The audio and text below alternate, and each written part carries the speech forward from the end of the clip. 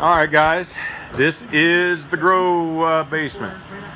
Now remember, I'm renting, and there is nothing in the rental agreement that said I could not grow marijuana. That being said, because that's something that they put in Colorado, that being said, out of respect for the family, because it's just a dude, I'm not even dealing with a property manager.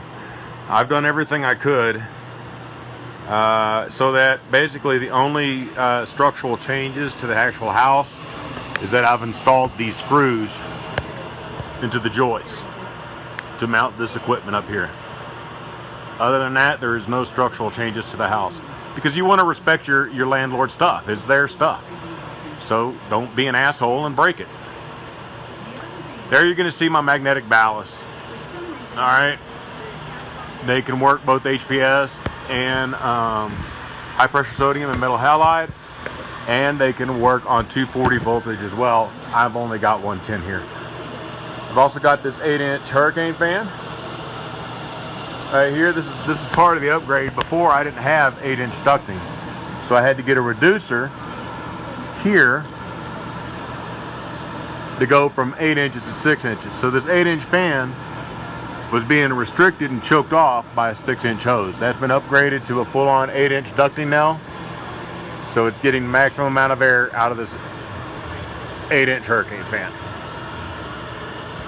Okay, this is a 10 by 10 grow tent, 10 by 10 by 8 by Lab Grow. See if I can back up and get in a good light, because I got the sunglasses because we're about to go in the tent on the camera. Here's the exhaust tube. We'll get into that in a minute. I think I've already shown you all this part of the setup. That part's not changed, and it's dirty.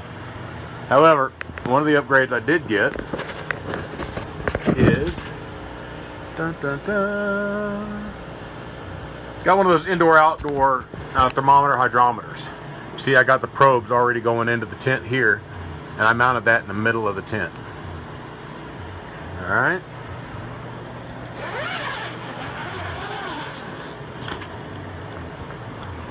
Here we go. There she is.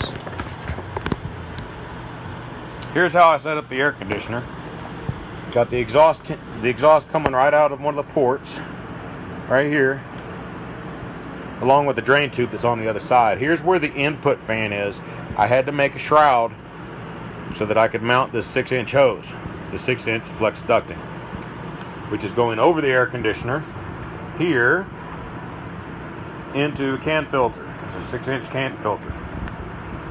That's so when these things flower, I don't have to smell it, nor do my neighbors. And here I put another shroud that I probably need to work on again, because it's, well, it's just not cool. Hold on. Alright. Alright. There's another shroud I had to make. I might have to work on it. And it's got part of an 8-inch flex ducting coming out here. Okay. Alright, going back to the light fixtures. Let me walk over here for a second. Here's where I have that 8-inch hose coming in. It's going right there. As you can see, I probably need to work on that a little bit. I just see that fault right there. See how that's angled there? That's adding a lot of resistance. So I need to try to smooth that angle out and reduce the resistance. Now, I need to also get some high tape, or high temperature duct tape, because that is just not holding. However, the ducting is screwed in with self-tapping metal screws. Comes around here. Set it up like this because I do plan to eventually get another 1,000-watt light to hang right here. So I've already got the hose available. Coming around, and here I added an 8-inch inline duct fan to boost the output. You've got to remember, when you're trying to get rid of heat,